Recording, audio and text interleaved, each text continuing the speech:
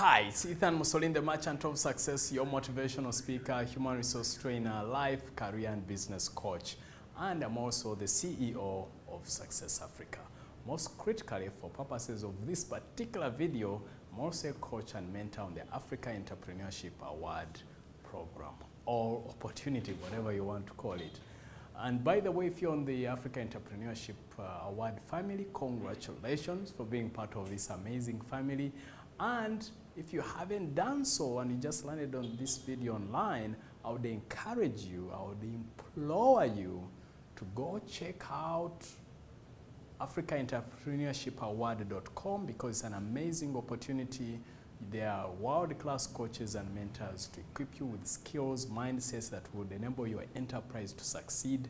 And I'm talking about coaches from across the world. It's an amazing community. And usually applications, as of this recording of this video, they usually happen around April. So that will be a good time for you to check it out. So let's talk about how to sustain and scale business. This is part 3 of the 4 videos on this particular subject. And remember, this is part of the journey I'm taking with you. There are actually 10 videos, and each 3 videos on how to start a business, 3 videos on how to grow a business, and then 4 videos on how to sustain and scale a business. And right now, we are in this particular segment, we are going to talk about succession planning. That's one of the keys to truly sustain a business, because usually businesses without succession planning in place, they typically collapse once the leadership or the head of the organization goes. Now, when we talk about succession planning, what do we really mean? We mean a strategy for identifying and developing future leaders of your company at all levels. Meaning you're looking at the future and you're preparing them now. According to Global Leadership Forecast 2014-2015, promoting leaders from within has a success rate of 70 to 80%. That success rate drops to 50 to 55% for external leadership hires. Succession planning and growing your own means you can do better than flipping a coin.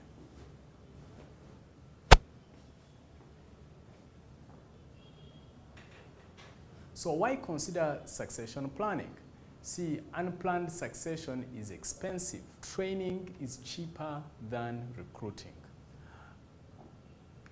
To hire, to recruit costs much more. Then you have to get the person into the culture. Then you're not sure about their values. But once you have someone in the organization and you're aware of their values and their character and all that, then you're guaranteed that with the right training and the right exposure, they are going to get there. It also helps you to assess strengths and weaknesses within your organization. If you don't have anyone in the organization that you see as a future leader, then you're in big time trouble. So that is always a segment to be able to test. And also remember, it's harder to find skilled candidates. 87% of organizations have challenges finding skilled candidates. That's according to the Association for Talent Development report. That is bridging the skills gap. Workforce development is everyone's business. So, think about that. It's only 13% of organizations that find it relatively easy to find skilled candidates. So, unless you're part of the 13%, then you need to think again. Now let's talk about succession planning process. Number 1, you have to identify key positions. In other words, those, if left, would affect the future goals of the business. So you have to look at what are those key pillars. Just like a building, not everything is very critical, but the pillars are key. In fact, I remember one engineer was telling me what a building site. He said, now that I'm done with the pillars, the columns, I can now walk away knowing that the building can never collapse. So in essence, what he was saying, he had focused on the most critical pieces. And that's what you also want to know, to pay attention to. What are those critical pieces in the organizations? Number 2 is identify capabilities for key areas. Think about the skills and knowledge needed to achieve those business goals. So once you identify the key areas, then what are the skills and abilities required? what do you really need to pay attention to? And when you do that, then amazing things happen, because then you're able to start planning accordingly to develop people in that particular area. Number 3 is identify and access interested employees. You have to recognize candidates to advance. You have to look for employees who have a high levels of loyalty, they have high levels of commitment, and they are keen, they want to grow, they want to move forward, they care about the organization and business. Number 4 is develop succession knowledge transfer plans. Meaning these are requirements for current and future roles. So think about, how are you going to do the knowledge transfer? How are you going to transform the organization over time? How are you going to make things happen? That has to be clear. And of course, you need to evaluate effectiveness. In other words, just like we talked about the key positions in the first segment, then you also have to make sure that those key positions are filled effectively. So how do you do all this? Number 1 is make the vision known. Number 2, train peak performers. What I mean by peak performers, if you really want this organization to keep going, to keep this, the succession alive and kicking, then you need to create a culture of peak performance, and that means training peak performers. So offer regular feedback to proteges. When you're training people, you need to keep giving them feedback over and over and over. Then remember to take an inventory of your talent. So how much talent do you have in your pool? How much skill and talent and abilities do you have in your pool?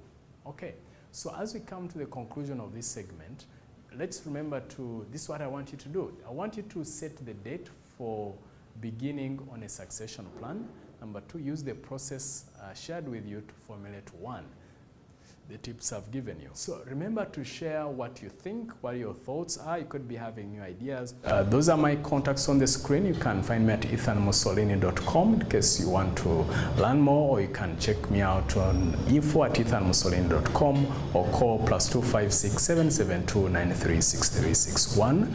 And on different social media outlets on the same name, which is Ethan Mussolini. That's my Twitter handle, YouTube, Facebook, LinkedIn, and also Instagram.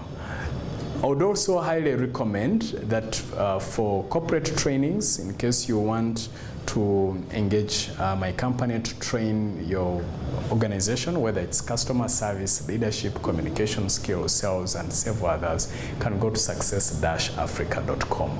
Oh, and by the way, if you are below the age of 40, I created a resource which you can find out at ethan@40.com. This I created it recently before turning the age of 40. So I share my top life and business lessons by the age of 40. So when you enter your first name and email, then you get an automated email. Once you confirm, every single day you get an email with a video sharing with you one of my topmost life and business lessons to access. By the way, in case you haven't subscribed to my YouTube channel, I'll be releasing these videos over on my YouTube channel. Go to youtube.com/user/Ethan Mussolini, subscribe to the channel, and then I'll see you in the next videos.